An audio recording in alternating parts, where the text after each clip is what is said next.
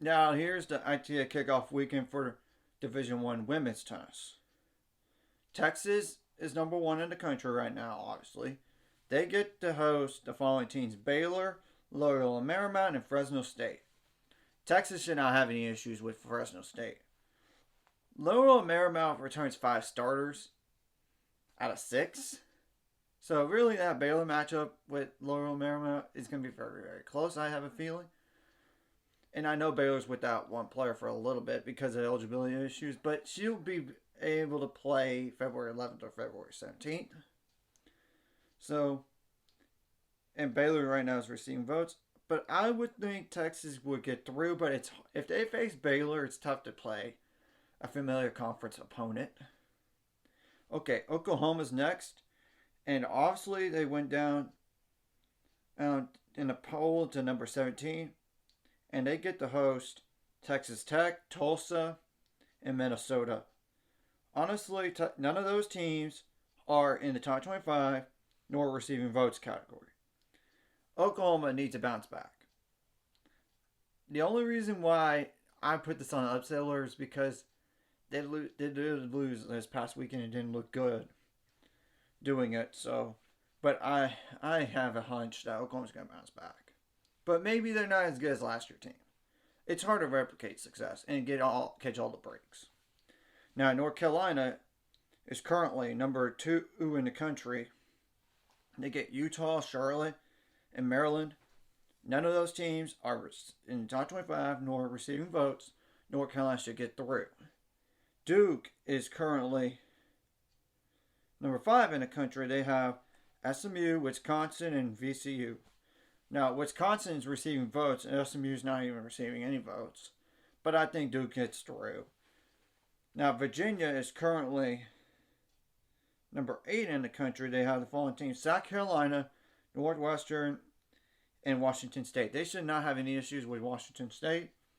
Northwestern, probably the 3rd best team in the Big Ten, in my opinion. So, and I do know that South Carolina women are not in the top 25 nor receiving votes, but I think somehow Virginia gets through. Now, NC State is currently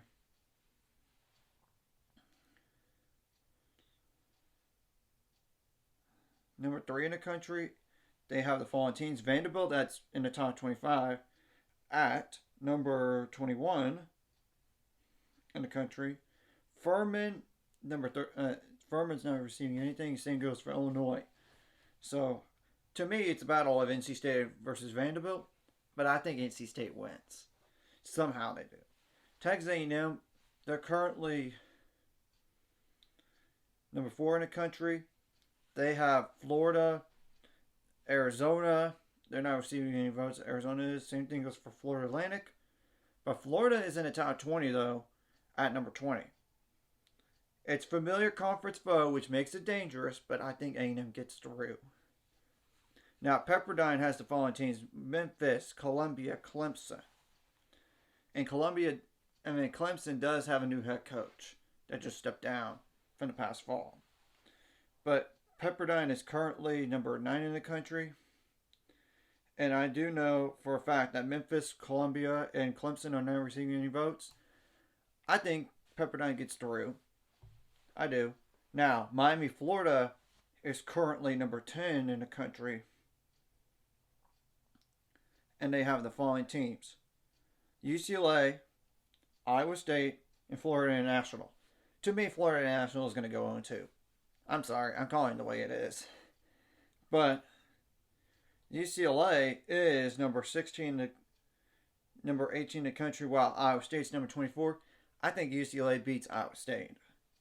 I do. So it's a battle of that, UCLA and Miami, Florida. I take Miami, Florida, if they play up to their potential. And granted, I don't know the entry stats for all these teams here. Oklahoma State, they have a tricky region coming up. They get Michigan, Kansas, and Oregon. Oregon isn't receiving any votes, but I will say Kansas is, first of all, and Michigan is ranked number 16 in the country. And remember, they just beat Oklahoma. But I think if somehow Michigan gets through to play Oklahoma State, I think Michigan beats Oklahoma State. I think that's a possibility. So that's a potential upset here. Now, Cal has the following. Next region is Cal. They have the following teams: Georgia Tech, San Diego, Princeton. Princeton is not like a slouch team, though they did disappoint last year a little bit. Now, Georgia Tech, they're ranked number 25, but 25 in the country. While San Diego, they're receiving votes, so that's not going to be that 2 versus 3 matchup in that is going to be a 50-50 call.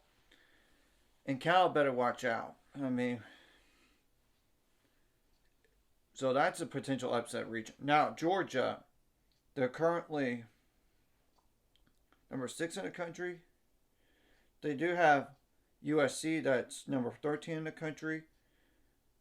Notre Dame, that's not receiving any votes. And Stetson, to me, it's battle of USC and Georgia.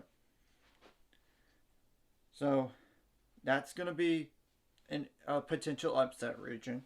Stanford, they're number currently 7 in the country. They have the following teams: Florida State, Arkansas, Kansas State. Stanford should be Kansas State, though Kansas State is a little frisky. Arkansas is not receiving any votes, but they're improving.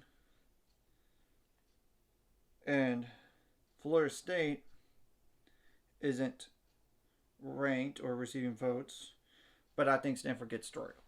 Now, Auburn does have a tricky region here coming up. Auburn is currently number 15 in the country. They do have Arizona State, UCF, and UC Santa Barbara. UC Santa Barbara is now going to be, that's not a give me match right there in that 4 seed necessarily. Arizona State is currently number 19, while UCF is number 23. So that's a potential upset region. Now, the last host side is Ohio State. They're currently number 12 in the country. They have the following teams: Wake Forest, Tennessee, and Old Dominion. Wake Forest isn't ranked in the top 25, but they have been in the past. Tennessee is currently ranked in the top 25, right at number 22. Old Dominion isn't receiving anything. That's a potential upset region because of Tennessee and Wake Forest, but I think Ohio State gets through. So, this is the National Indoor Tournament will start in 2 weeks or so. So, we'll have to wait and see what happens here. I'll recap all this. Anyways, if you like this content, hit the like and subscribe button. See you guys later. Let's get into 500 subscribers. We're on the road to it. Let's go.